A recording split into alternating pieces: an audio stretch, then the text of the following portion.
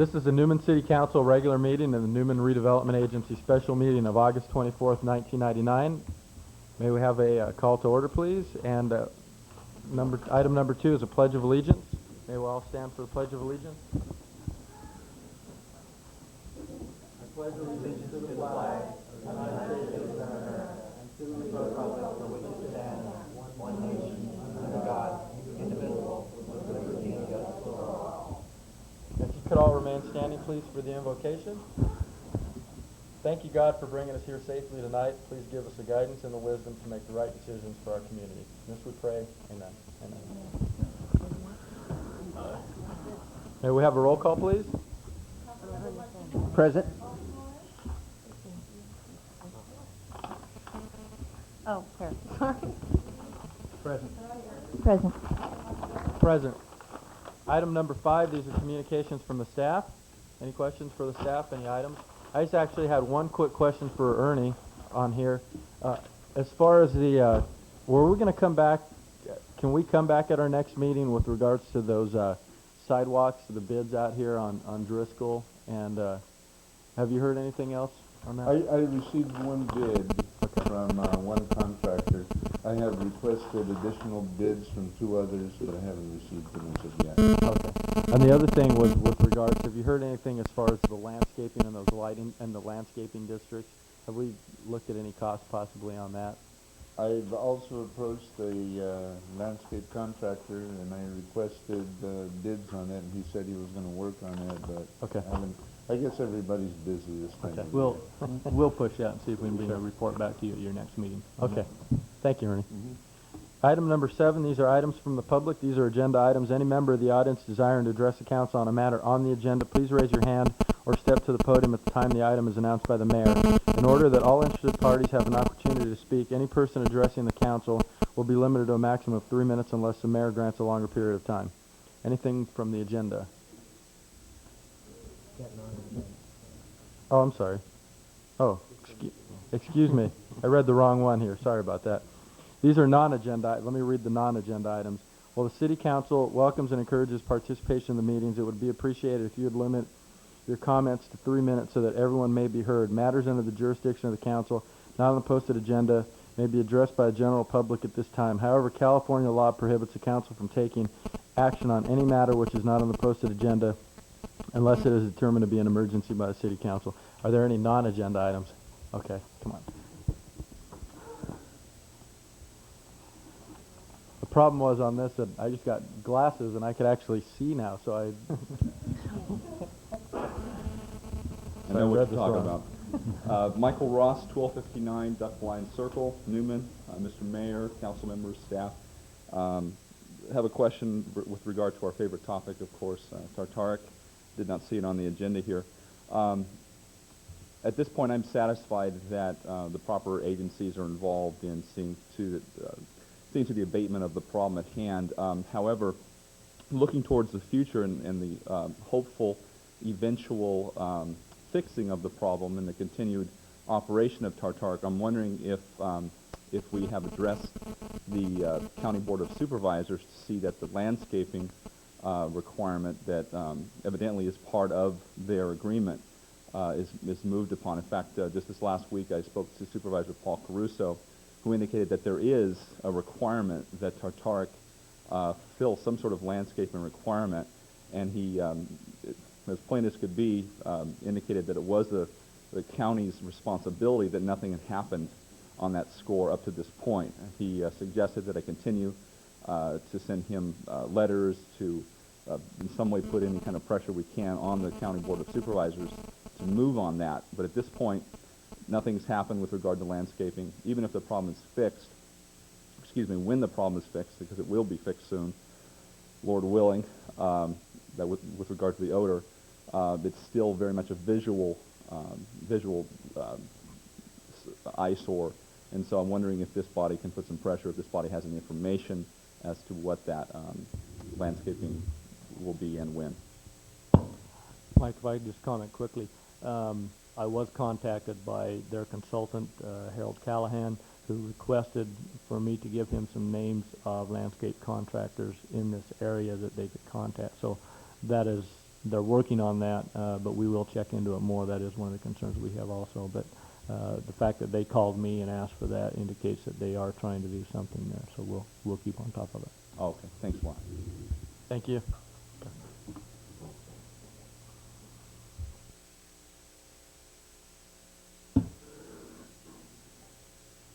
This isn't on, but I have a recording I want to share with you in a minute. My name is Tarina Carter. Good evening. Could you just give us your address? 1138 Balsam Drive. I'm here today not just to represent my children, but the youth of this community. It's been brought to my attention that the Parks and Recreation Department, in my opinion, is not serving the community in a manner which it should be. It's not getting information out to the community in a proper amount of time, and it is not getting information out in a multitude of ways.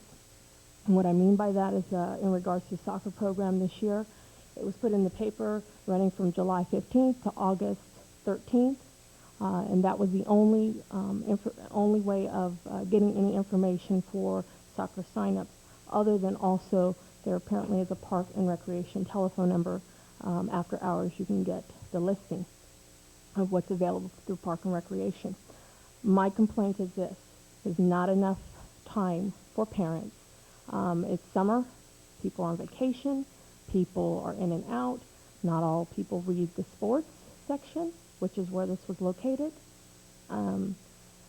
It saddens me that, for one, I was one of the parents, along with several other parents, missed the deadline, and I'm now here because I'm very displeased in the lack of help that I'm receiving from the Parks and Recreation Department, specifically Derek.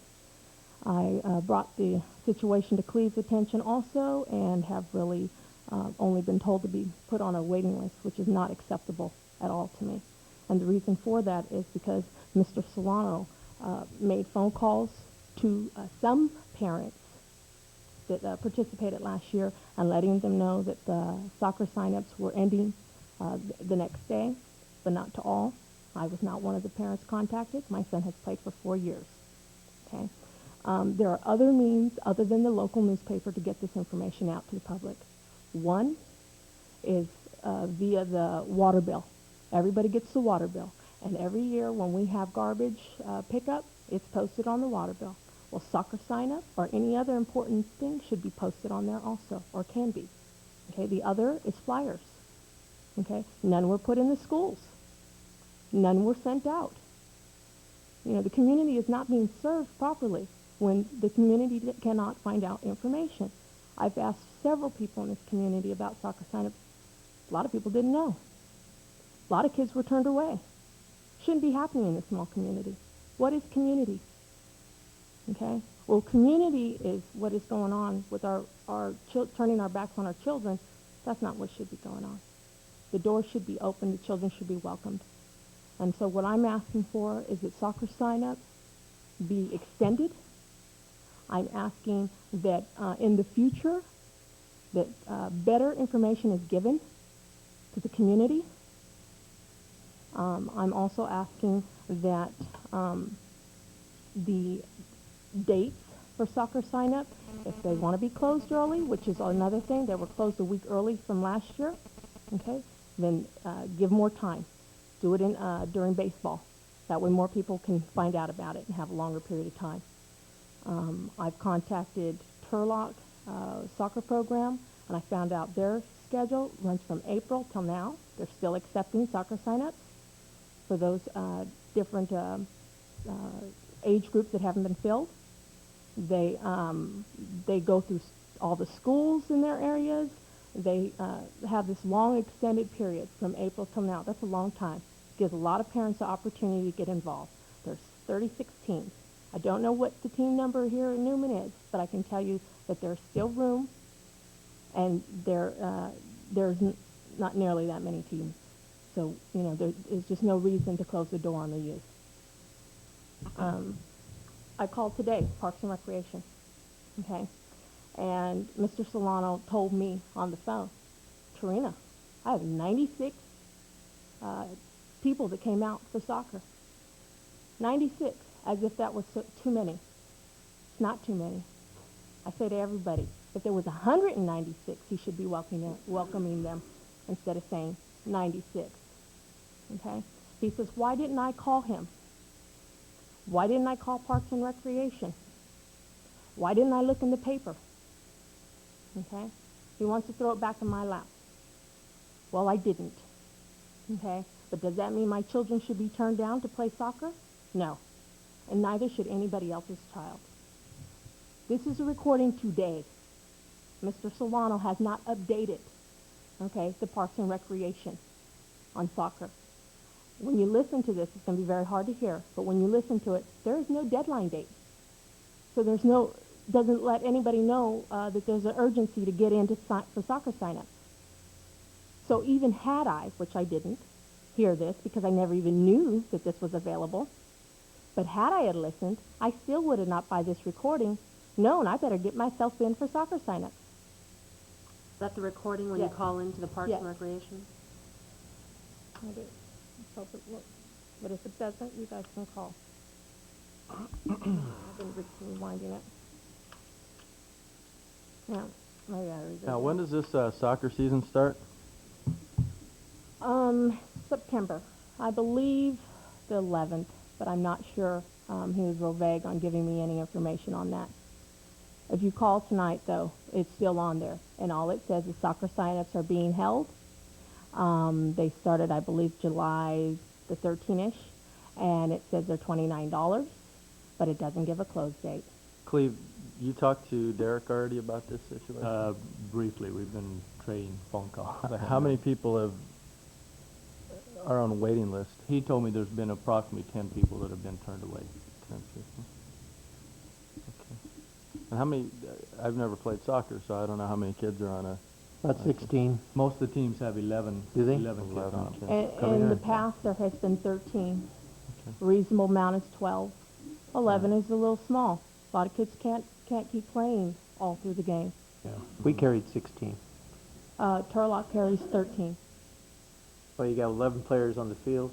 Well, see, here it's a little Yeah, different. it I've depends been- too. We play from 7 to 9 on the younger groups. They kind of leave it open. For the older groups, they play 9, I believe. Yeah, but no child should be turned down. I just can't even imagine that. Well, Well, so- actually, we shouldn't discuss this because it's not on the agenda. We're not allowed to. Well, we could just briefly. I mean, that way Mrs. Carter doesn't have to keep coming back. That way we don't have to, agendize it for the next time. Let's your just. You city can attorney. give direction to staff to look in to do certain things that wouldn't be taken in action. Right. Right. Well, but I know we could do that, but the season starts on September. What was it? September, whatever. September. I believe is the date they're starting. We're not going to have a meeting until The 9th September is 14th. Parks and 9th is- Recreation. Why don't we do this rather than playing this tape and going through this and everything? Why don't we contact? I imagine Derek's got the list of the 10 people who are on the waiting list. I imagine he's got the list. Why don't you contact Derek tomorrow? Get the name of the people that are on the list. Find out exactly how many kids are on available teams here. I know last year for my baseball season, one of the teams that I coached, we had a kid that was put on our team at the very last minute, and that ended up working out. But we're going to have a water bill coming up on the 1st, I imagine. If we could maybe put it on this water bill coming up next week and just remind them that there's going to be these, that this season starts. I mean, if we have a flood of people calling up at the last minute, we have 20, 30 people, maybe we could field another team. But at the very least, let's just have you call Derek and contact these 10 people and just at least, whether, I think it was everybody missed it was on everybody's part, you for not, reading the paper and keeping up on it, and for us, obviously that, obviously we could do more things like this, water bill and these flyers and so forth, but rather than come back again and having more meetings, let's just resolve this, and why don't you just go ahead and give Derek a call and go from there and contact these 10 people. We can see what we can do as far as adding teams. Yeah. I believe the uniforms have probably already been ordered. It may delay the start of the season. That's Well, fine. you wouldn't have to add teams. You could just add a player to the team. Can I? Possibly, depending on how many there are. Right. And let's just see. I mean, and then like I said, just make sure it's on the water bill at the beginning of the month, since the season doesn't start Margaret, can we do on that? the 14th.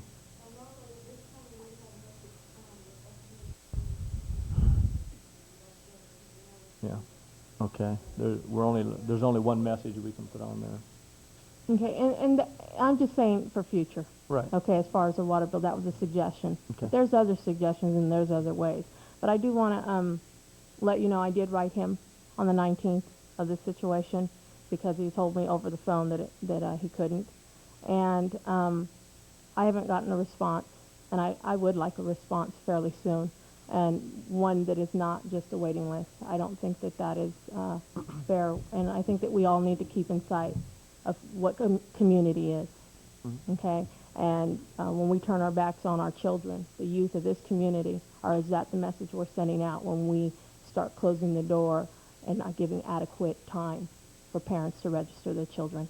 I want to leave on that note. Okay. Thank you.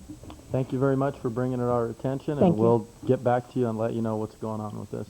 I think Thank another you. thing we need to consider too is making sure that those flyers or that information is available through the schools. If Right. it's not even being published within the schools, there's a problem with that. Okay. All right. Thank you. Yes, ma'am. Good evening, sir. My name is Sabrina J. Hurst Smith. My residence address is 516 Merced Street, Newman. And I had a nervous breakdown in January. I am on doctor's prescribed medication, so if I don't make sense or slur a little bit, you'll understand. I'm here to show pictures for the sake of awareness to sanitary and safety conditions and unfortunately stress issues on my behalf at the Blue Housing Authority apartments here in Newman. It's been approximately a month since the evicted people in 528 Merced Street moved to 536 Merced Street, Newman, and they are quiet in the day and loud at night, plus 3 cats and 1 dog. One last comment, I get strange phone calls I believe to be from them. Thank you. Do you have any questions? Are there any questions?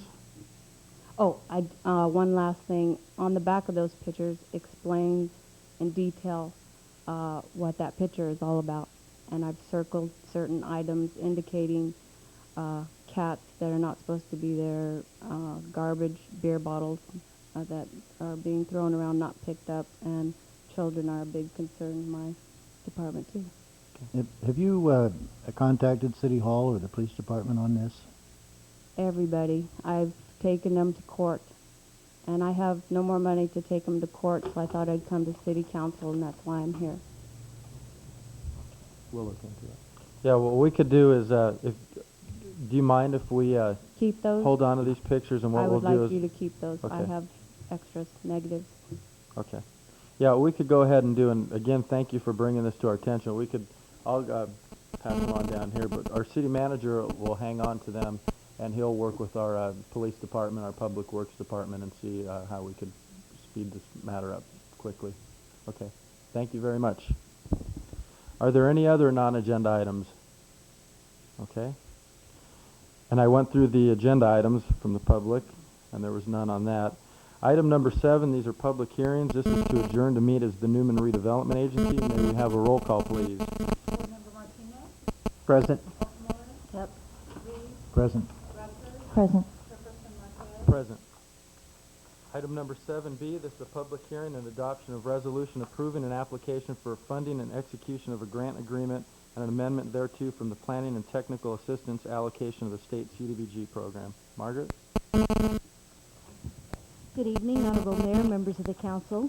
The purpose of this public hearing is to receive comments from our citizens on an application that the city wishes to submit for a planning and technical assistance grant. The purpose of this grant is to explore possible funding sources for economic development in our community. Oftentimes, this funding is available based on the need of job creation. The study that will be funded through this grant will be focusing on downtown retail and commercial potential businesses, and the second portion will be focusing on our industrial area. The grant, if awarded to the City of Newman, will be for $35,000.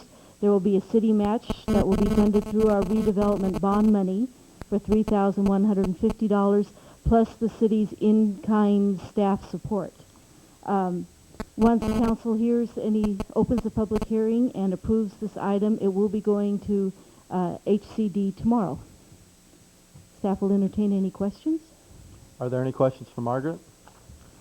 There being no questions at this time, I will open the public hearing. If there are any questions or comments from the public, seeing none, I will close the public hearing and bring it back to council for consideration. If there are no other questions or comments, just the one quick comment I'd like to make, and fortunately it's timely that we have Charlene Speck here tonight to give a presentation on our economic development. But one of the things that I would hope that we would do with SCEDCO is work with them to try and develop some type of microloan program to establish a deal there to where people could have startup capital to possibly establish some businesses here in town. I was going for a walk downtown. It starts creeping up as far as empty buildings downtown, and I know about 7 years ago when Sprouse had closed up, we had some concerns, and I just hope that this allows us an opportunity to start getting the ball rolling on some economic development that we have planned for the town. But if there are no other questions or comments, could we have some direction on this item, please? I move that we adopt this resolution. A second. We have a motion, a second. All those in favor state by saying aye. Aye. Aye. Opposed? Motion passes 5-0. Thank you. Item 7D, this to adjourn to the regular session. Item 8, this is a consent calendar. 8A is approval of warrants. 8B, approval of minutes of the July 27th, 1999 regular meeting. C, approve resolution number 99 next to number approving the annual transportation claim and authorize Cleve Morris, the city manager, to execute the same on behalf of the city of Newman. 8D is approve agreement for services with Quad Knopf for consulting services to assist the city in the pursuit of economic development. E, authorize Cleve Morris to purchase 2 handheld meter readers from Datamatic Inc. and include the approval expenditure in the 99-2000 budget. F, authorize the police chief to sign contract with Stanislaus County Health Services Agency for child abuse exams. And G is adopt resolution number 99 next to number responding to part 7 of the 98-99 county grand jury final report. If there are no items that wish to be pulled, I'd like to pull 8D, please. 8D? All right. Are there any others? Okay. Can we approve all the items except 8D, and then we'll discuss item 8D? So moved. Second. We have a motion and a second. All those in favor state by saying aye. Aye. Aye. Opposed? Motion passes 5-0. Item 8D, this is to approve agreement for services with Quad Knopf for consulting services to assist the city in the pursuit of economic development. Cleve or Margaret?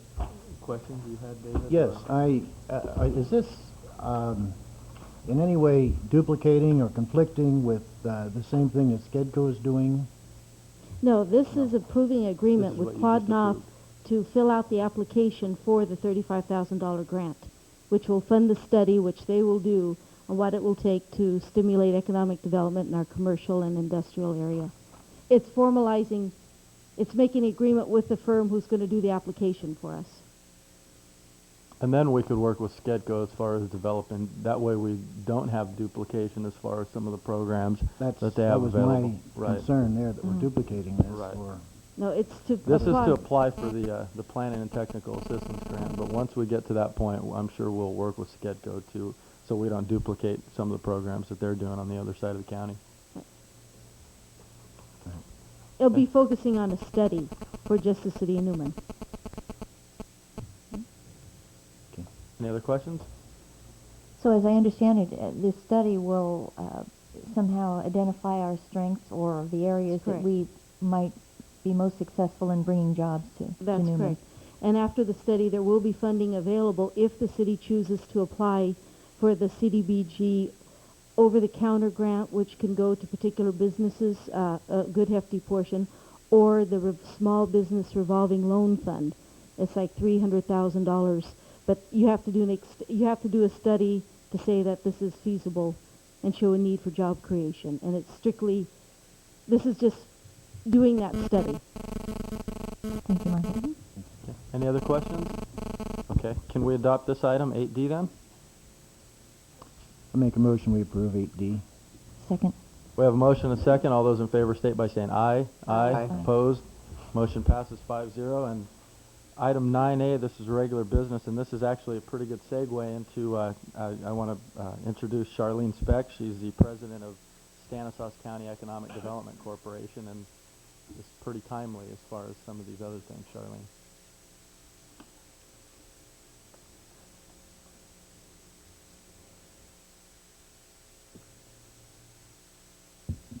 Thank you, Mayor, members of the City Council, staff, and citizens of Newman.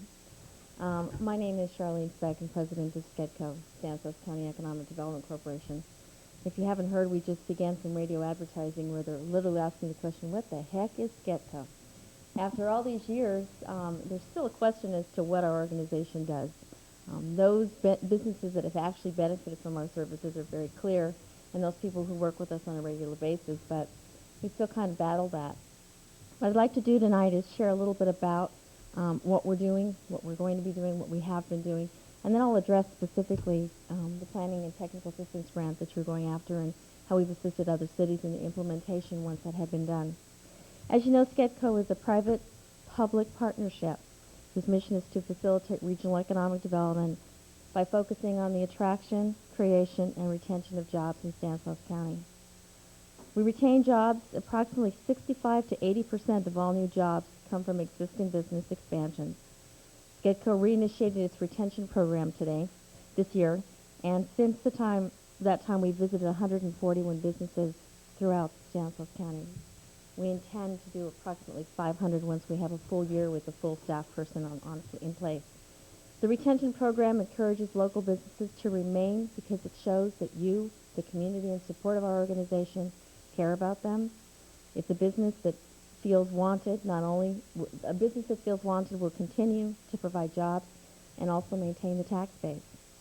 The long-term strategy of a retention program is to result in early warning system to identify companies at risk.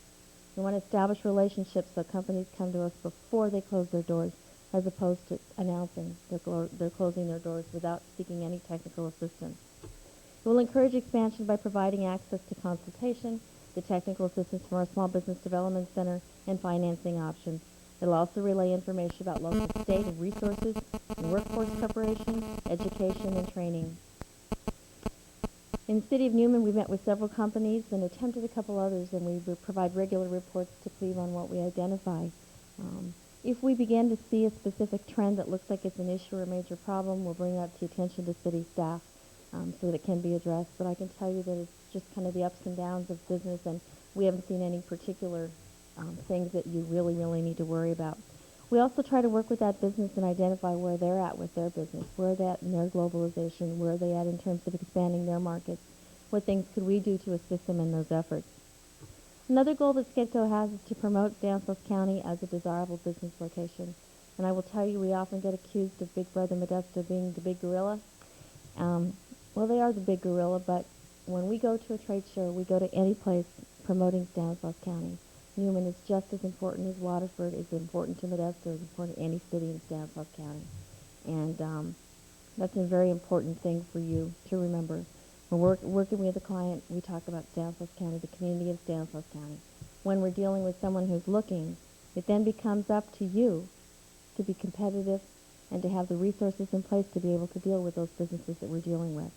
So what you're doing with this grant is a good thing. We call it community preparedness. You are preparing your community so that when we bring you a project, you're capable of dealing with it. We're also an active participant in the regional marketing group. As you can imagine, external marketing is extremely expensive. If you look at a full-page color ad, you can spend anywhere from $3,000 to $4,500 on those. We leverage dollars with PG&E and the 8 other counties from Bakersfield to Kern County. And in there we do print advertising, direct mail, trade shows, association participation, and direct contact with realtors, site selection consultants, and corporate CAOs. The other thing that we've done this year that has been new is we meet with the city economic development staff and those that don't have the staff of economic development city managers, and I will tell you that Cleve has been an active participant in all of those. It's designed so that we're communicating with each other, we're not duplicating, we're complementing what everyone's doing. It's been very, very successful. The other thing is our Valley Sierra Small Business Development Center is the SBDC. That's a state program, actually federal, and what that does is provide technical assistance to businesses who are looking for help. During the last fiscal year, the SBDC hosted 30 workshops, 2 of which were in the city of Newman, and we'd like to do more. And we've also provided technical assistance probably in the area of 2,639 hours. Those are all paid consultants that we pay for, the SBDC provides. It can be in the area of marketing, it can be in the area of advertising, anything that they need help with, we find the consultant in that. The key to the success of those programs as city council members and members of this community is to have a link with the business community and recognize who could benefit from those. If you see a business that looks like they're hurting a little bit, let us know. Work with your Chamber of Commerce and making sure that the referrals are being made for that technical assistance. You become the best ambassadors of that program by letting the business know. By supporting SCEDCO, you're investing in technical assistance for that business. The SBDC also this last year has worked fairly closely with Cleve in 2 very high-profile projects. In some cases they work out, in some cases they don't. We're trying to access capital, but those are important endeavors. The one other thing that SCEDCO has done this last year, and it was, I will tell you, took some time and effort and pain a little bit, but it has become the job of economic development throughout this country to facilitate collaboration. Because see, if components of a community don't work, we can't do what we do. Facilitate collaboration. Public-private partnerships are playing an increasingly active role in economic development strategies. One of SCEDCO's major accomplishments this year was the completion of a community plan for job creation. We were under contract with the county to write the plan. The plan was turned over to the new Workforce Investment Board. This new alliance, yet to be named, was initiated by the Workforce Investment Act that will replace JTPA in July of the year 2000. The new board will not only deal with workforce issues, but take a broad approach to oversee the implementation of an overall community plan, in a sense, an overall strategy for Stanislaus County for creating jobs. An effort of this kind has never been attempted and promises to be an exciting endeavor. I would guess that this board will work very closely with you in continuing and developing the framework of the how-tos in the visioning process. You come up and bought into the visioning process. This is the how-tos to get there and overall. I would encourage you to look for information on the Workforce Investment Board and get involved, because that's how the voice of the West Side and Newman will make progress in that endeavor. The other thing that I want to touch on is very important is City Hall. You are the key to creating and maintaining a marketable product. We can go out as much as we want and promote the city of Newman and Stanislaus County, but if we can't come in here and make a project work because of lack of financing or lack of infrastructure or lack of available properties, that's the community preparedness that I would encourage you as city council members to concentrate on. Work closely with Cleve and your staff in being able to do that. The over-the-counter grant that you're just applying for is a very positive thing. What's happened is the City of Houston just did that, and they did establish a revolving loan fund of about $250,000, and we will administer that for them. In other words, they'll just tell us about the business, we'll provide the technical assistance, we'll package it, we'll do the loan review, and we'll suggest whether it be funded or not, and then we'll go ahead and do the technical assistance that's required in those. I'd also like to address specifically, Charles, your comment about a microloan program. We have been looking at establishing a microloan program for those businesses that need anywhere from $5,000 to maybe $50,000 or $40,000 because we don't want to compete with the banks. We looked at the SBA program, and although it was a good program, there was quite a bit of risk for SCEDCO to take. But we were approached recently by a major bank with an offer of $500,000 of CRA money to do specifically that. We'll hold our first meeting tomorrow with several other banks, hopefully getting that $500,000 to $1 million in micro lending. It's amazing how many people are trying to start a business on their credit cards and paying the incredible rates that you pay on Visas and MasterCards. But we see those types of businesses when if you had the availability of a loan for $5,000 or maybe $10,000, or someone who wants to get into a landscaping business and needs to buy the trailer and the lawnmower, banks typically are not real open to that type of lending. And I think that'll play key into what you're trying to accomplish in the downtown area. The other thing that we're doing this year is we are trying to establish a comprehensive inventory of all vacant and underutilized property throughout the county. And I will tell you, it's a very difficult task. Not only that, but we would like to take the most marketable real estate and take it through the first phase of engineering. That makes it a lot easier to convince someone who's looking that this piece of property that when you look at it, they say, you got to be kidding, you want me to make my $10 million investment, and they can't visualize it. So we're going to try to take it a step further so that they have a better understanding of what they're doing. The other thing that SCEDCO has done this year is we're in the process of conducting a cluster analysis of agribusiness and health services. In the studies that we've done over the last few years, cluster analysis is done on those areas that you have the most potential to grow jobs. When you look at cluster analysis, you're looking anything from the farmer to the packager to the banker to the mortgage company, anybody that serves that industry. We hope that it'll help to identify specific strategies that we should be concentrating on to help grow more jobs in those clusters.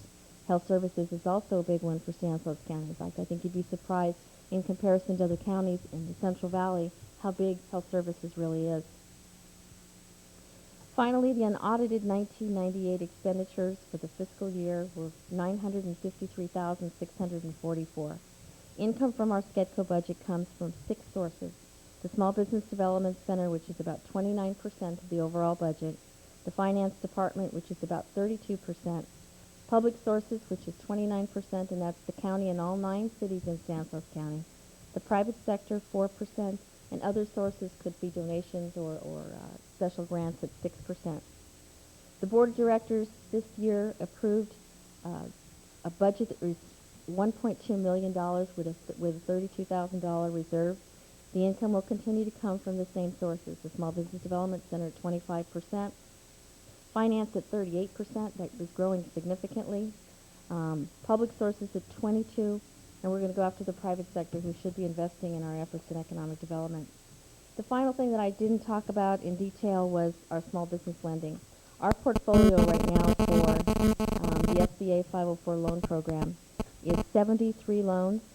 We did 22 last year, probably will do 24 this year. That represents anything from auto dealerships to manufacturing and mail processing facilities. These projects represent $24 million in capital investment and the creation of 356 jobs. That's just on the 22 that we did.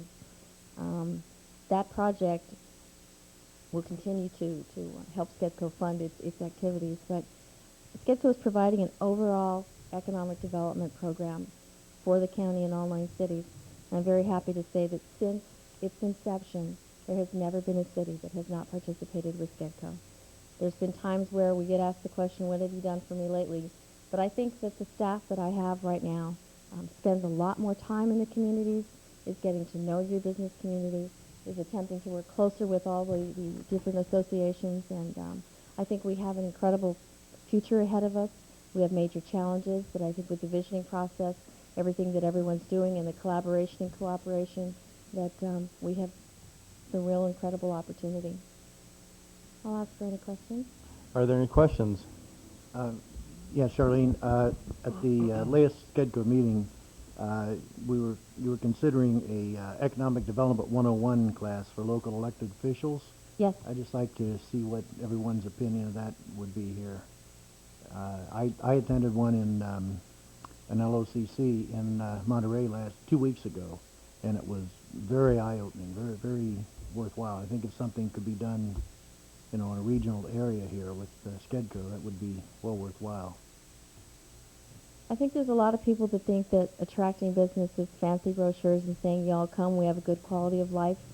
But I think it's really important as elected officials for everyone to really understand the issue of community preparedness. That is critical. And SCEDCO can't do community preparedness for you. They can only give direction as to what needs to be in place for you to be successful as a city in trying to attract and build and expand businesses. So we're going to continue to do that. Fresno just did it, and it's actually done by CalEd, which is the California Association of Economic Development. And it's a pretty comprehensive, but it gives you a good insight into all the elements of a successful economic development strategy. So we're going to pursue it and see what interest we get. We'll just put you on a bus and take you somewhere and not let you leave. Charlene, I'm particularly interested in your comments about the cluster analysis, particularly the agribusiness. You know, that seems like a niche the West Side would fit perfectly in. It sounds like there's a lot of opportunity there. But also in the health services. You know, in the entire West Side, we don't have a hospital. And, you know, if there's any way that we can somehow out of this cluster analysis bring some needed health services over to the West Side, it'd be wonderful. One of the things that I think that I know will be an initiative in agribusiness and health services is we still cannot get some of the other cities, and it's not rare, but cities tend to think about their city. Utility companies think about their utility company. Education thinks about education. The whole purpose of kind of the new Workforce Investment Board is to get people to think beyond to the big picture.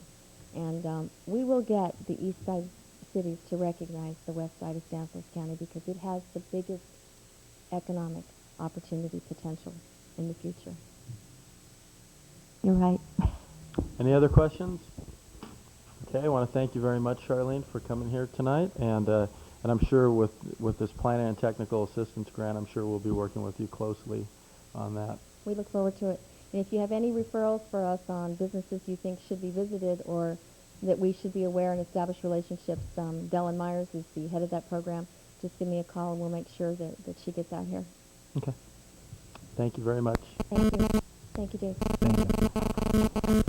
Item 9B, this is consider a request from Stanislaus County Marriage Committee for employment of persons with disabilities. Cleve? I'll basically just turn it over to Pamela. She's the one that, our appointment to this, and so I'll turn it over to her. You have my report, and I'll let her speak to that. I want to welcome Pamela Cleek here. She's our appointee to the this committee. Pamela? Charles, Mr. Mayor, you were the only face that I really knew up here. My name is Pamela Cleek. I live at 1331 Merced Street. I did this program for you folks that don't know me for 6 years, 5 to 6 years. I guess I'm not close enough. I'm really nervous, forgive me. You know, I told you in this letter when I went to them back in maybe 1960, they had $30. And they were trying to put on a program that involved pamphlets to be passed out. They didn't have the money to even hold their meeting, hardly. And I told you folks that Newman came up first with the money for a donation. We were not the only ones. And when I watched the video that you had at the last meeting, nobody knew anything about this. So evidently we have not donated anything since I left the committee. That means that Newman has been sitting back and didn't know what was happening, right? And no, I'm not throwing any stones at anybody because we're all volunteers around here. And it takes special people to do what you people are doing. I ran for city council once, lost big time, but I'm glad I didn't get it because I see what a big job you have. And it is not easy.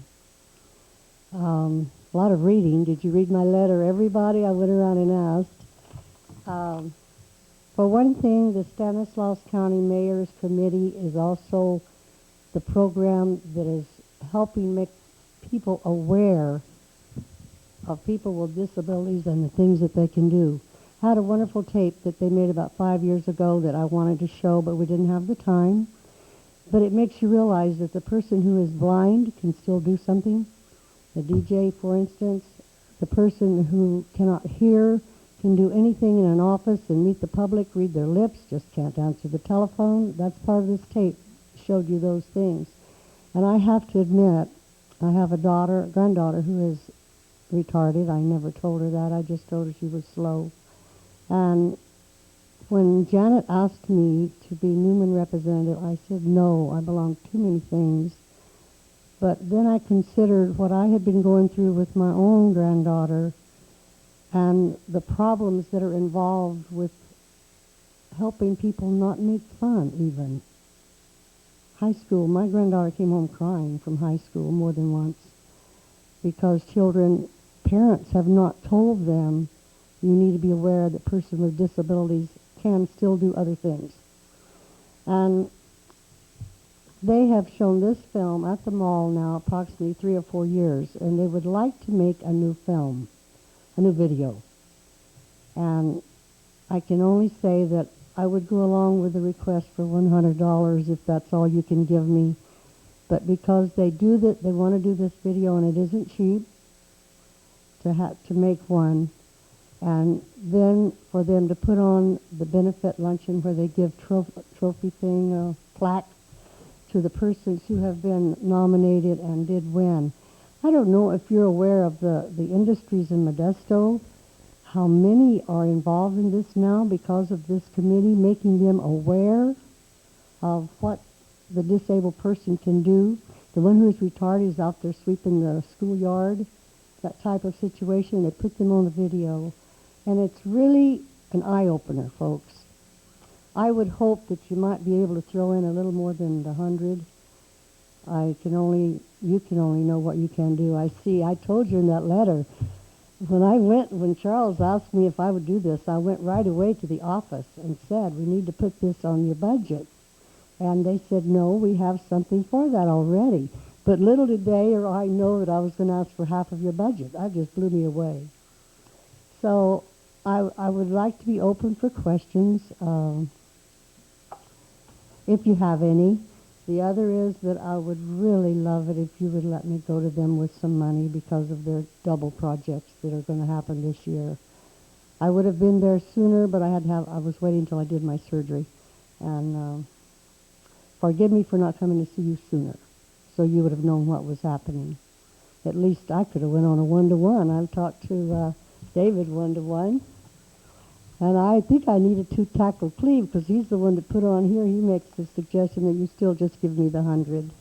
I'm asking for more if you can spare it. Thank you. Thank you. Let me just say before we ask any questions, I remember when we had gotten when we had the presentation here of the last video about 5 years ago, and it went very well. And I know there's been the last few years you guys have been playing it at the various places, and I know we felt at that time it was definitely money well spent on that video about 5 years ago. But if there are any questions for Pamela? So the money that you're needing to raise now is specifically for the video, to produce the video? It would go to 2 projects, Sheila. Partially to making the video. Actually, they would use it where they need in both places. They do that, and then they're not going to have, they usually used to have their dinner in September, October. Now they're going to have it in March because they like to go to the mall now. I talked to Barbara, and she told me that. And it would be work a dual purpose. And if I have to, I'm going to go hit up the public a little bit, and I can give a receipt now that is tax deductible. I just really am not physically really up to that point at this stage of the game.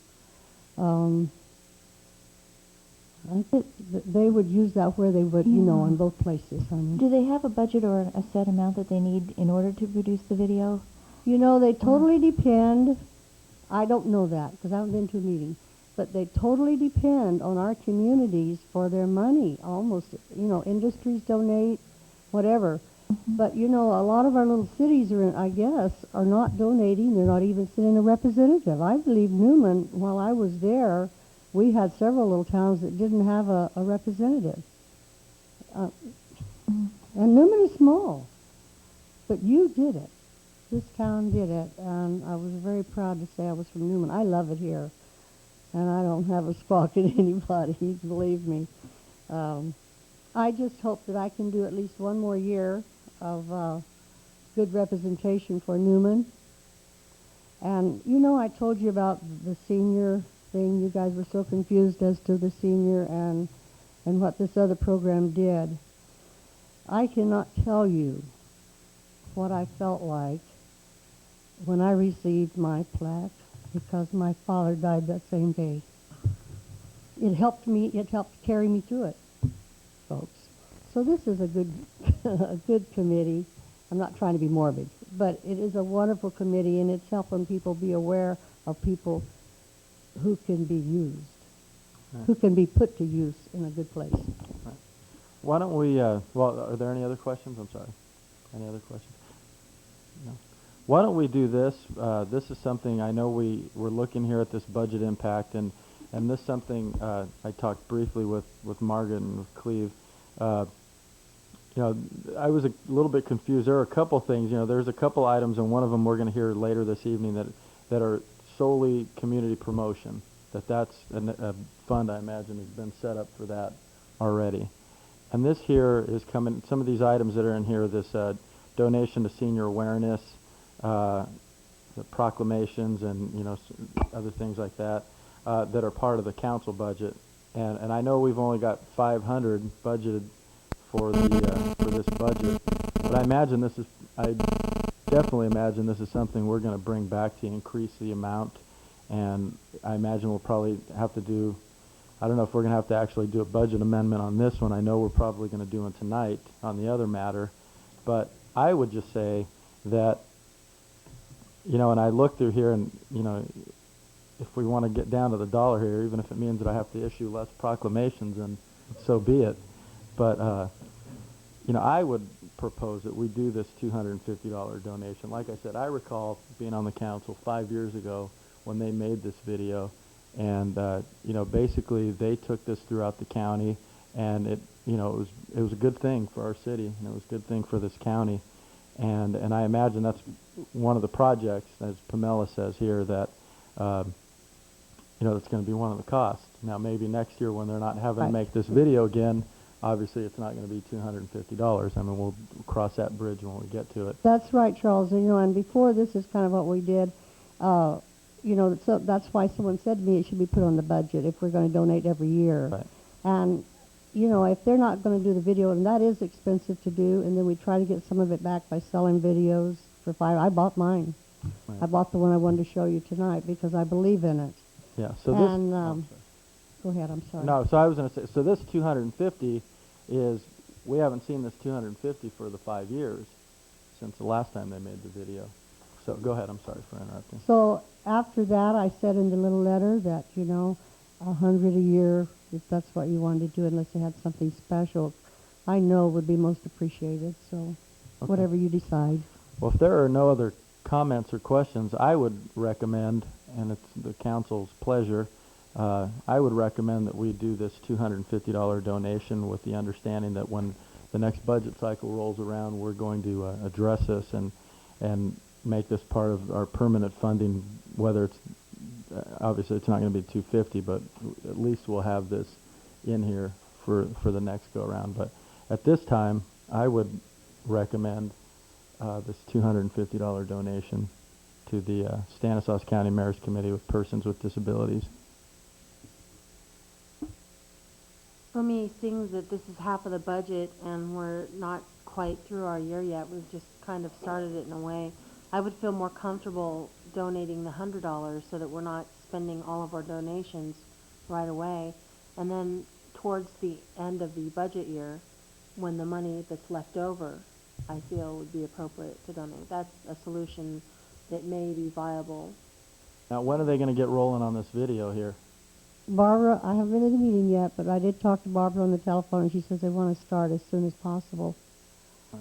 So I'm hoping you can come up with. Well, like more I than said, I 100 could stop folks giving or so. proclamations and some of these other things here. I mean, they need these it seems to me, because like I said, I remember the 5 years ago that, you know, they did this video and they distributed it countywide, and you know, it just seems to me that, you know, it would be too late. I think that that's true, Sheila. You know, I appreciate what you're saying, and I do want. That's Kelly. I'm Sheila. I'm sorry, Kelly. I really appreciate what you're saying because I am an old lady and have to budget my money. But if this wasn't for the video, I wouldn't be so persistent. And if you just can't do it, we can't, But I would love it if you could. I would appreciate it, and I know they will. I think it's a great cause, don't get me wrong. Yes, I know you do. I'm very cautious when it comes to spending money. People that have seen enough meetings kind of know that already. Right. Well, I'll tell you what you can take off of your budget. I didn't charge you folks for gas for 5 years. I went every month, and sometimes twice, and I was told I could have charged for gas, right? I didn't. So what's the council's pleasure on this? What do we want to do? Like I said, we could come back at the next budget cycle. We could amend this, our budget expenditure, and we could add more. Did you say you were also going to go out into the public and solicit donations? So I said in desperation I would. Actually, right now I'm not physically up to it, and that's one reason I'm being this persistent, because I just had a eye surgery, and I'm not supposed to be out in the sun, and we're going to have our hottest weather coming up. But I would if I had to, because I believe in it that much, especially in the video being done, updated, a new one. Because you see that video, I wish I could have shown it to you. You would have been a believer too. More of a believer, maybe. It's not that I don't believe it. I just want you to know, I think it's a great cause. I'm just concerned because it does take away half of the whole year's. Maybe I could go out and fundraise for your budget later when I'm more well. That would help. What about splitting the difference between 100 and 250? Make it 175. I'd love it. Whatever you can do. I mean, at this point, if we're gonna $75 for crying out loud, if we're gonna, David, I'll buy you a beer. We have $1 million in our reserves, and we're splitting hairs over $75. Is that a promise? I think this 250 is appropriate. I don't think that we're, being, foolish or anything like that. Like I just said, for God's sakes, we have $1 million in our reserves. Thank God. But geez. Yeah, and I think it's a very good cause too. And with the experience I've had in making videos for various organizations, it's going to cost a lot of money. It does. And I think $250 is just going to be a drop in the bucket. And again, this is going to be $250 this year, because 5 years ago when they made the video, it was $250. But they haven't made the video in 5 years, so they're not going to make a video every year. So next year it's not going to be $250. But maybe if we set the example for other cities, we're donating $250. Waterford or Atwater or those other cities ought to be able to come up with a like amount. Yeah. I gotta tell you, that's almost what happened. Right. And Truly. Regardless of what other cities, this city, I think, has always shown that we've been willing to, if there's community type events, if there are certain things that we feel are in the best interest of our citizens and the county, so forth, regardless of what some of these other cities have done, we've always, I think, taken the lead on things regardless. And I think this just sets another example of that, who cares what other cities are doing? We're just willing to do the right thing. Well, but I want us to set the example so that they can follow. You're going to need a lot more than $250. I know that. So I'd support Charles in donating the $250. Thank you. I'd support Charles, $250. Okay, so you need a motion. So the recommendation is here for the $250 donation. May we have a motion? I make a motion we approve the $250 for Thank you, David. I owe you. Second. We have a motion and a second. May we have a roll call, please?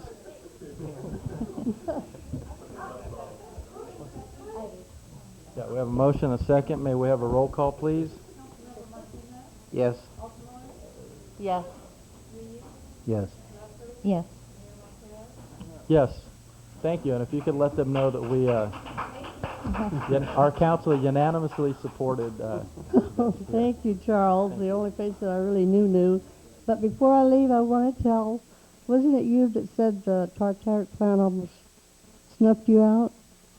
The tallow plant on Crow's Landing almost did last night, so don't let him in. Thank you very much. Thank you. Thank you, Ken. Okay, this item 9C, this is interview Parks and Recreation Commissioner candidates and make appointments. Cleve?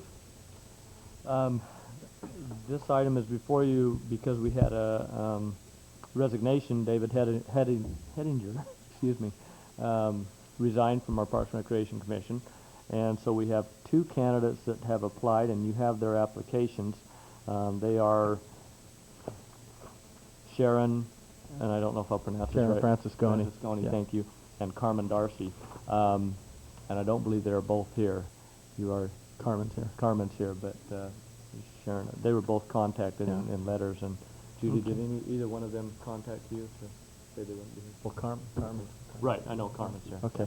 Well, why don't we do this then? Because I know one of the things we've done in the past, we've interviewed the candidates, and you know, it's always good when all the candidates are here to be interviewed.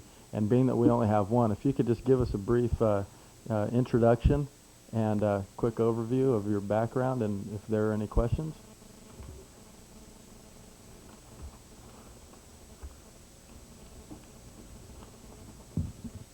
Thank you, Mayor Marquez and council members. I was... I'm sorry, let me, this is Carmen Darcy. Yes, She's one of I'm the candidates, and she's 1319 Crabapple Way in Newman. Go ahead. Sorry. Thanks. I was discussing the position with some people. I didn't realize that the position had come open. I don't even know if it was advertised in the paper or whatever, but I had always thought that it would be interesting to serve on Parks and Rec Committee. I am interested in youth programs, and not only youth programs, but family programs. Individuals, not necessarily the children, but all people in the community. And maybe to help avoid situations like Ms. Carter over here had, you know, earlier this last week, and helping promote activities. As you can see from my shirt, I just come from football practice. We're active. I am active with the Westside Niners and have been for the last 3.5 years. I also have served almost 4 years with the Cub Scouts, local PAC 83. And so I like to, I have fairly good skills, I think, in coordinating and sharing information, getting people involved, doing fundraising, things like that, to coordinate different activities and things for the kids and families in the community. I know we're going to be going probably in the next 5 to 10 year scope. The community is going to be taking a lot of changes and hopefully, you know, a lot of improvements in their parks and different things. And I'd like to be involved in that. And it's always interested me, and thought I'd put in my application and see if it would fly. Is there I notice on the dates that conflict here is this this here first Thursday after the Wednesday. When are the meetings anyway? Yeah, our meetings with the Westside Niners are kind of... Second Thursday? Oh, second Thursday. Where you're at? Yeah. The second Wednesday. Okay. So do you have a problem with that? Wednesdays are never a problem. I know the Thursdays, if I looked at the calendar, it may end up like 2 to 3 dates in a year that would be a conflict, because we follow our league meetings, and our league meetings are always the first Wednesday. And so our meeting follows that, and sometimes, depending on how it falls, it's either the first or second Thursday. Okay. So, but other than that, that would be the only conflict. But my primary right now dedication is to the Westside Niner program, at least for the next 3 or 4 years, because I have committed to that. And if I'm not able to make a meeting, I would be more than glad to, you know, somehow communicate with people. I'm not going to just let it fall. But are there any questions for Ms. Darcy here, please? I have a question just in general, not for you. Just, are we making an appointment on this tonight? Yes. Okay. What we're recommending you. My comment is that I think that Ms. Darcy is very qualified for this position. Unfortunately, the other applicant wasn't able to be here, but in looking at the applications, it looks to me that Carmen is, you know, for sure more than qualified for this position, and may indeed be the best candidate for it. So thank you. That's my opinion. Okay. Any other? Bob, Dave, Sheila? No? No. Okay. Well, as I said before we started this, it's always, you know, since this process is where we interview the candidates, it's always best to have all the candidates here. So, you know, be that as it may, you know, we, you know, want to thank you for applying for this position, and you know, we thank you for coming here tonight to give us an overview. At this point, is there any, what's the direction for the council? What would you like to do? I would move appointment of Mrs. Darcy to the Parks and Recreation. Yeah, Sure. I'd second that. Okay. Based on her presence tonight as well as the applications, I think you are the most qualified candidate. Okay. Thank you. We have a motion, a second, to appoint Ms. Carmen Darcy to the Parks and Recreation Commission. This term will expire January of 2000. Like I said, we have a motion, a second. All those in favor state by saying aye. Aye. Aye. Opposed? Motion passes 5-0. Congratulations. Thank you very much, and I look forward to serving the committee. Thanks. Thank you. Item 9D, this consider request from Newman Women's League for use of park in September and October for concerts in the park. Cleve? Council, you have this request which actually came in from the Newman Women's League from gotta look at it, Tina Rocha, I can remember her name, to use the park for concerts in the park. You have 2 dates listed here, one in September and one in October. Staff has reviewed this, and we put a few conditions that would be important as part of this if it is approved. This was sent to Tina. I have not had a chance to contact her, but I understand that these issues are not a problem for them. Okay. So with that, our recommendation is that we go ahead and approve it with as long as these conditions are met. All right. Any questions for Cleve? I have one.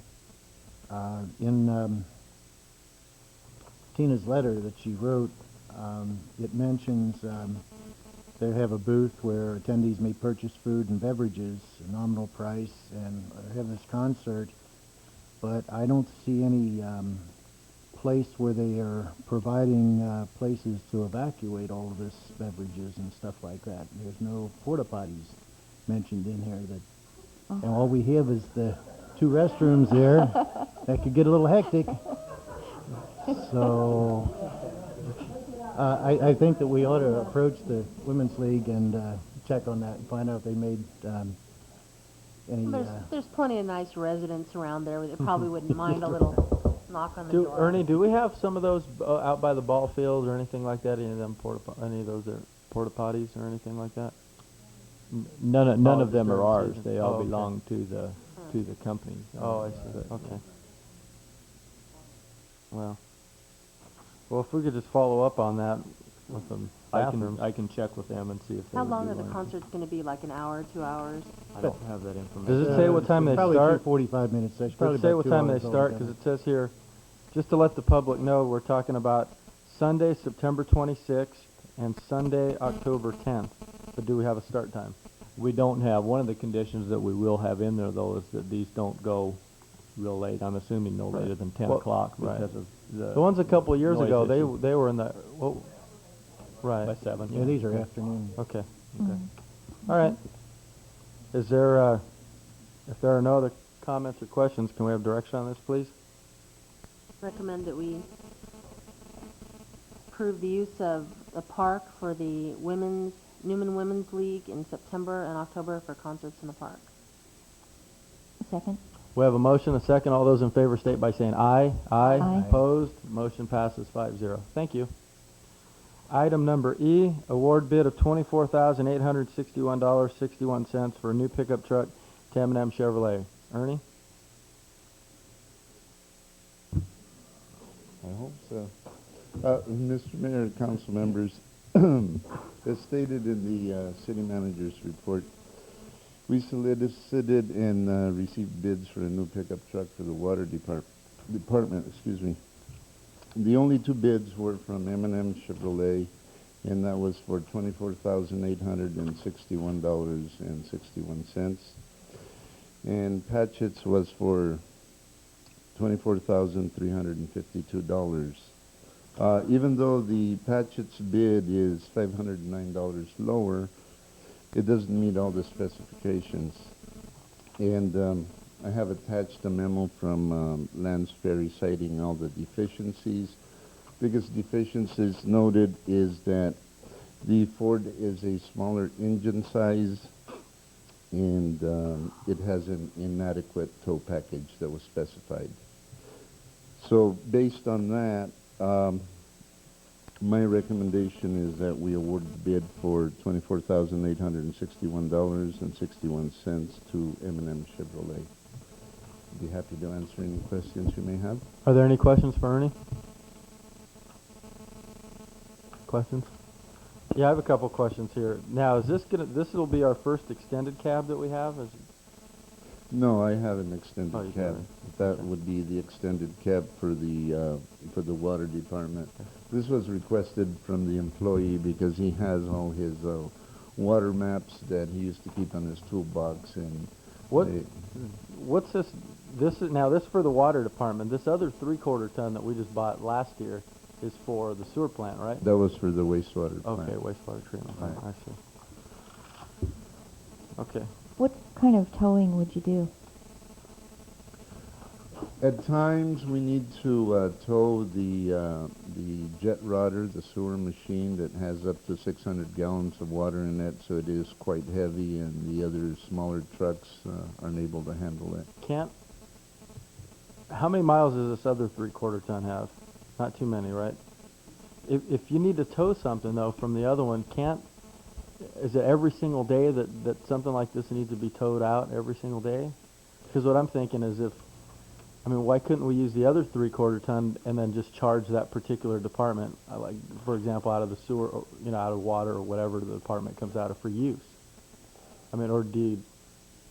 That's the only thing. Because I look at this and I'm just trying to figure it out. Well, this truck is mostly assigned to the guy who's in the water department, and along with that, he carries all his tools and equipment and hauls hydrants and etc. And so it's mostly used exclusively by him unless he goes on vacation. All right. And now this is who's going to be? Is this the one Lance will be using here? No, this is for Denton McWaters. Oh, okay, Lance. Okay. And what's going to be done with the one that Denton has now, that half ton? That will probably be transferred to the Parks Department. So we'll just start having the older ones out. We'll start cycling them out. Right. We like to keep the vehicles in the water department in as best condition as possible. We just bought I believe a 97. This one is a 92 that's being replaced, so it's already 7 years old. Okay. And I know, I imagine at this price, this does have the air conditioning, just because I don't want to go down that road again like we went last time without any air conditioning here. Yes, we do have AC in this one. It was specified. Okay. Just wanted, I figured it did. I just remember the road we went down last time where we had to put in this aftermarket one, and it was, anyway. Okay. Well, if we have no other questions or comments on this, could we have some direction, please? I make a motion we approve the $24,861.61 to purchase a new truck from M&M Chevrolet. I'll second that motion. We have a motion, a second. All those in favor state by saying aye. Aye. Aye. Aye. Opposed? Motion passes 5-0. Thank you. Thank you very much. Okay, this is item 9F. This is a Board of Appeals hearing for Mr. Shri Ram, owner of 1421 Q Street. And I understand, the person making the appeal is not here tonight. So we'll have our building inspector, Kelly Hislop, here, and our code enforcement officer, Mr. Stevens, here. The gentleman appealing submitted a written appeal to us, said he was not able to attend. Okay, hold on a second. At this time, being that this is a actual Board of Appeals hearing, I'm going to open up the hearing. I bet you the city council didn't even know they were the Board of Appeals. Learn something new every day. He's right. So basically, I'm going to represent Mr. Ram. I'm going to read his appeal, and Ron will rebut the. So we're going to do a reenactment here. This will be a reenactment. Actually, since he's not here, Well, can you just, rather than doing the entire stage production and everything else, can we just do just what his basic bones of contention are here as far as with you, rather than going into the long version of it? Has all the council members read his letter? Received a copy, I'm Yes. assuming that they have. Yes. Okay. If we go directly to the argument and the opposition that what Mr. Ram says is the water heater does not need replacement. He says there's nothing wrong with the water heater, and it is perplexing to find a demand for replacement in the notice and order. Naturally, there is no explanation or elaboration of any defect in the water heater by Mr. Ronald C. Stevens. If I were a white landlord, he wouldn't have been harassing me in this manner. Such action seems to be stemming from racial discrimination. Ron, would you please respond to that? I was told by the tenants that it wasn't working. When I looked at it, it was quite, encrusted. Could you please, so the public can hear you at home, Mr. Ram, since we're going to go through this whole dress rehearsal? I was told by the tenants at the time that it wasn't working, and it appeared to be quite dilapidated and non-functional, so I cited it. If it was working, all he had to do is say it's working, and call me, and we'd go take a look, and if he could show me that I'm not in error, then that would be fine.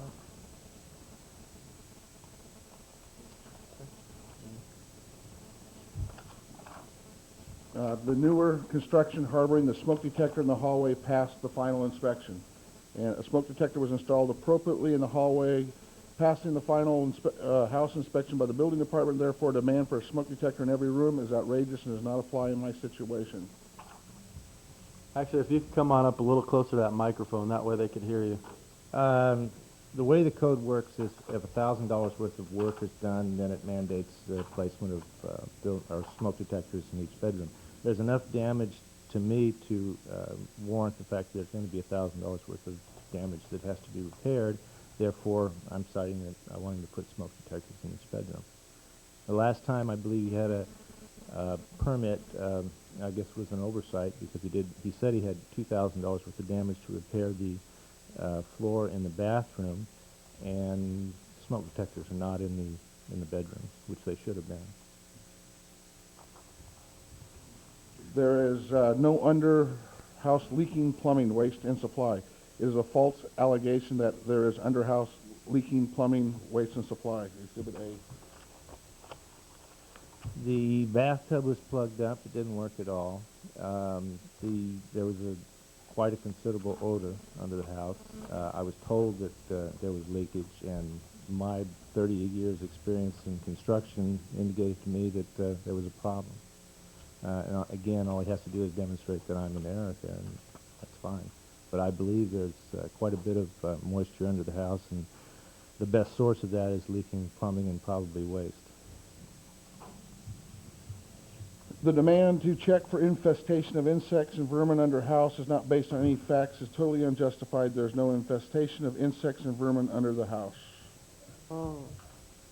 Again, that was, there's two things there really that the vents under the house, or the code calls for 1/4-inch holes, no larger, and they were ripped off and torn, and I don't know if there was a dead cat under there or what, but nonetheless, there's definitely a problem, and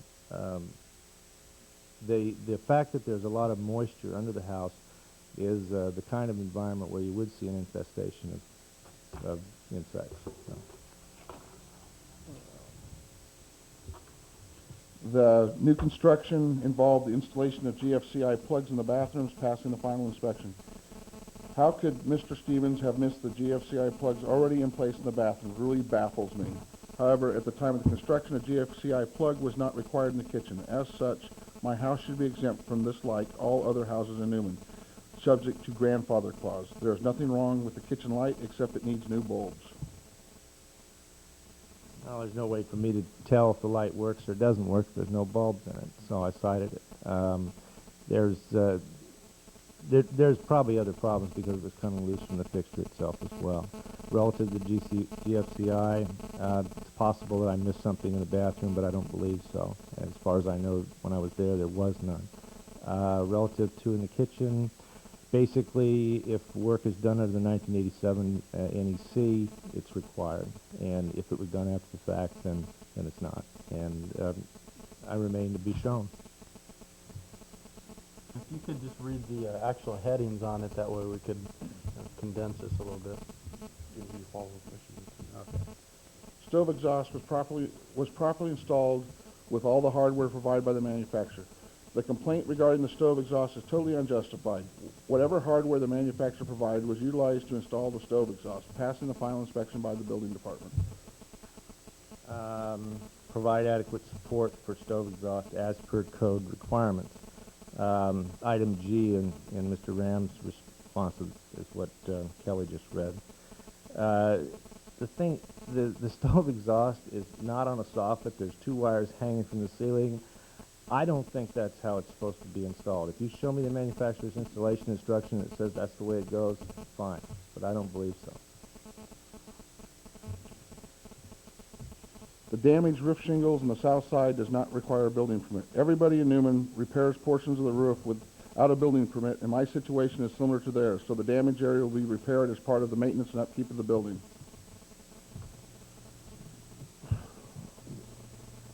That's not quite true. The way it works, as a kind of a rule of thumb, if there's a patch job and it's 1 square or less, we don't really go after a permit. If it's, in this case, there's probably 8 square, 7 square, something like that, that needs repairing. And if there's any structural damage, it always requires a permit. There is no tripping hazard at the premises. The kitchen floor has damaged tiles, which will be replaced as normal maintenance and upkeep of the building. Also, the porch area has cosmetic problem, which will be taken care of as well. The tripping hazard is one that leads from the living room area to the kitchen, right in that threshold area. The carpet was loose and there was some loose boarding. Another area is a soft spot in the kitchen. I believe that's structural, adjacent to the stove. And then at the outside front porch, the top of the stairs, he's patched the deck with a piece of plywood, and it's rotted underneath. Again, there may be some structural elements there, but that presents a tripping hazard just because of the differential in elevation from that tread to the next.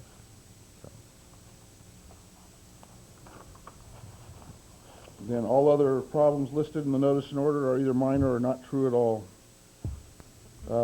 My rental business is conducted in a business-like manner. After discharging their duties and responsibilities of the landlord in the maintenance and repair of the buildings, the tenants are still given the walkthrough or move-in form to list the defects.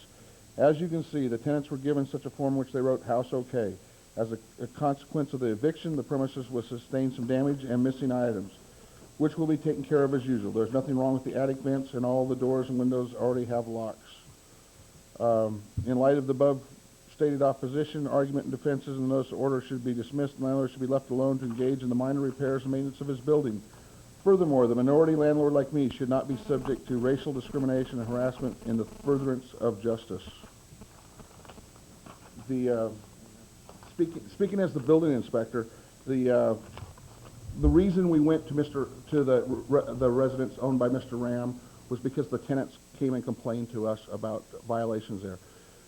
Quite often, it is not unusual that a tenant who's being evicted will come and complain on his landlord before he leaves.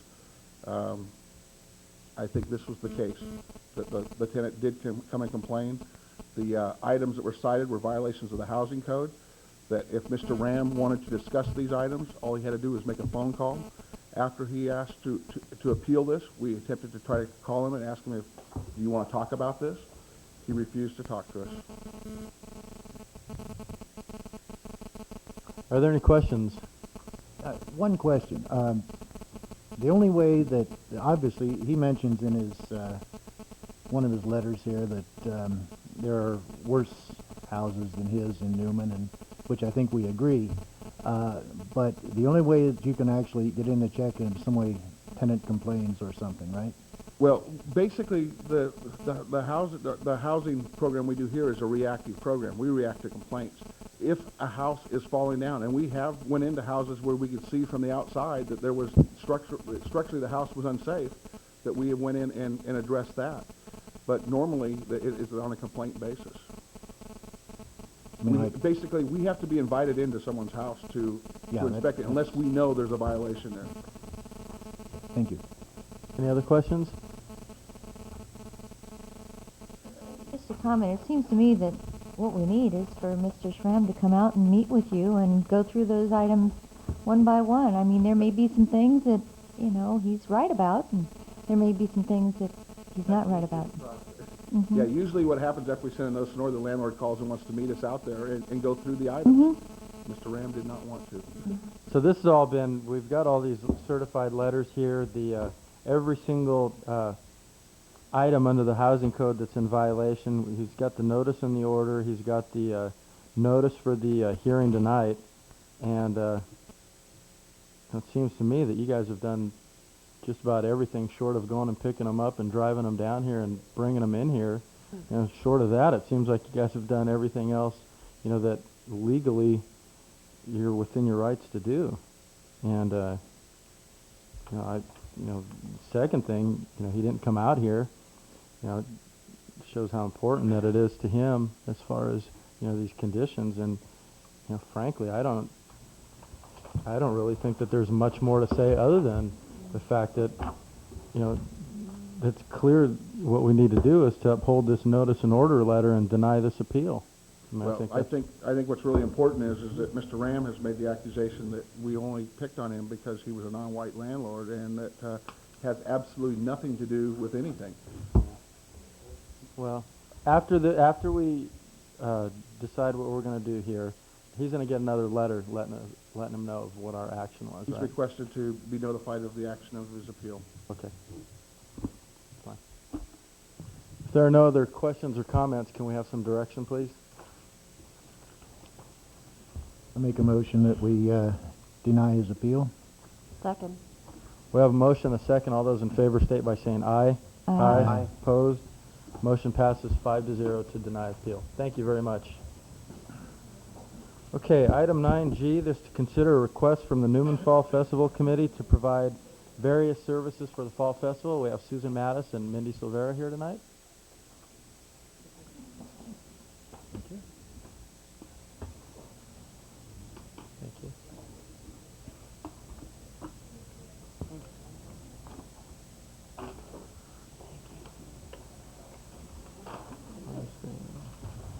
Good evening. My name is Susan Mattis, 744 Hardin Road of Newman. I apologize for the lateness in getting this last packet to you. What I've given you just now, in addition to the letter that I sent to Cleve previous, is basically the breakdown that we have used for the last several years with Ernie and the police department as to our coordination of efforts. So this has kind of been an ongoing thing. But before I get into that, I would like to certainly thank the entire staff and the council for their cooperation in putting the festival on. I've met with Cleve and with Police Chief Brady and Ernie and Ed several months ago to kind of go over our preliminary plans for the festival and to address some concerns that Cleve had concerning the beer booth location, the electricity problems that we had last year, some security and just various small items that we discussed. So a couple of things just to let you know what we talked about. One thing that we'd like to do this year, and Cleve addressed it, is to hire a person from the city crew, whether that be through the city or an individual on their own, to work for the weekend for the Fall Festival Committee to help us with moving tables, moving chairs, getting services coordinated, something that the crews themselves have provided through the years and the Fall Festival volunteers. And with the number of activities that have increased year upon year, it gets a little slim pickings to find a volunteer at 5 o'clock in the afternoon on Sunday. So we'd like to have, an actual staff person to help us with that. So we will be doing that. We are adding some fencing and so forth around the beer booth area to help clear that driveway that extends kind of behind the bleachers, between the bleachers and the beer booth, to keep that walkway a little open. As far as the events and so forth goes, it's pretty much business as usual. And I have provided you with a schedule of events, which I would like to tell you is final, but it never is until the very last second before the festival. But pretty much the events that we have outlined are indeed what we will be foreseeing for the weekend. So you can kind of peruse over that. Basically, one of the other reasons that I'm coming to you tonight is we've always had a good relationship with Cleve and Ernie and Chief Brady, but I've never really come to you and talked to you about the Fall Festival itself and what's going on with it. So I'd like to be able to let you ask any questions that you have and so on and so forth. But in addition to that, as you know, we are in the process of trying to become a 501c3.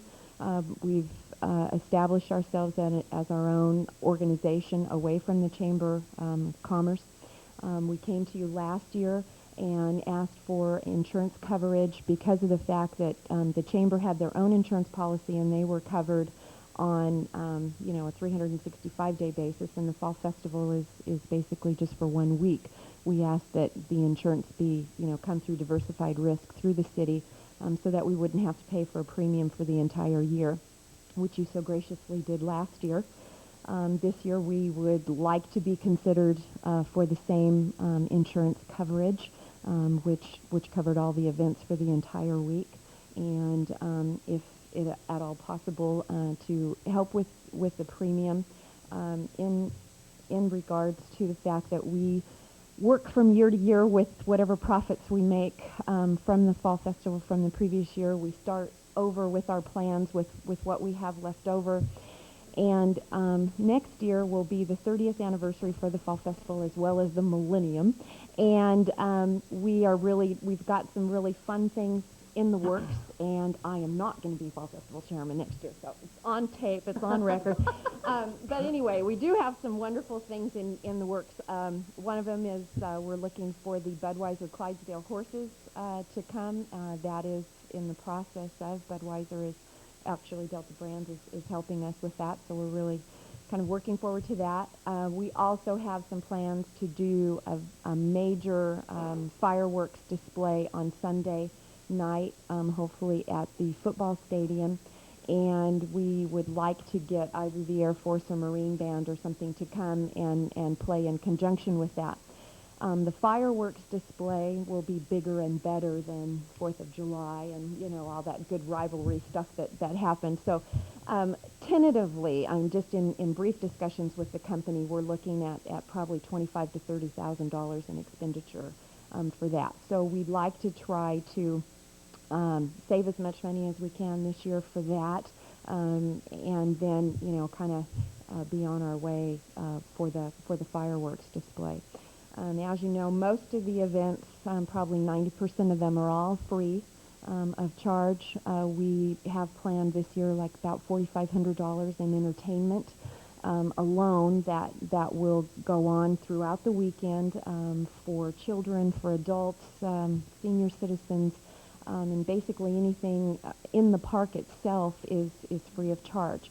Of course, individual events like horseshoes and the basketball tournament and that kind of thing where there are actually prizes given from those specific organizations, there are small entry fees. But we have a little bit of something for everybody, which we feel is really important, and we've tried to maintain the Fall Festival in keeping with our community feel, where it's still a real safe place for the children to go and participate for the weekend. And so we appreciate everything that you have done to help us accomplish that, and we hope to do that again for this year.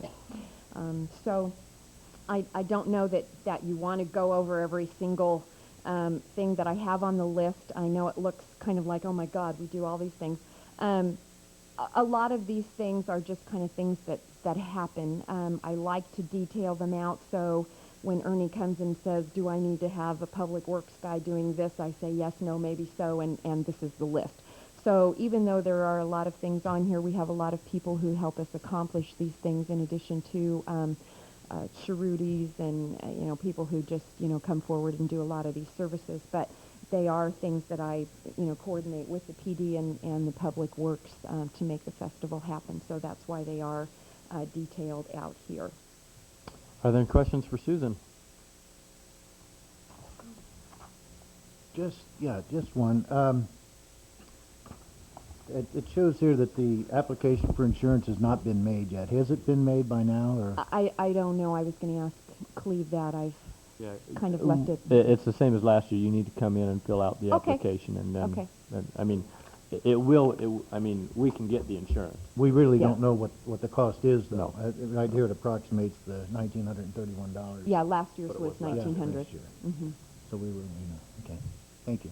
Did we set aside funds in the budget this year for the insurance? I know that last year we considered. Talked about doing Yeah. that last year, and I'm not sure that We that we actually did not. happened. We included the same amount that we did last year. I believe it's 20.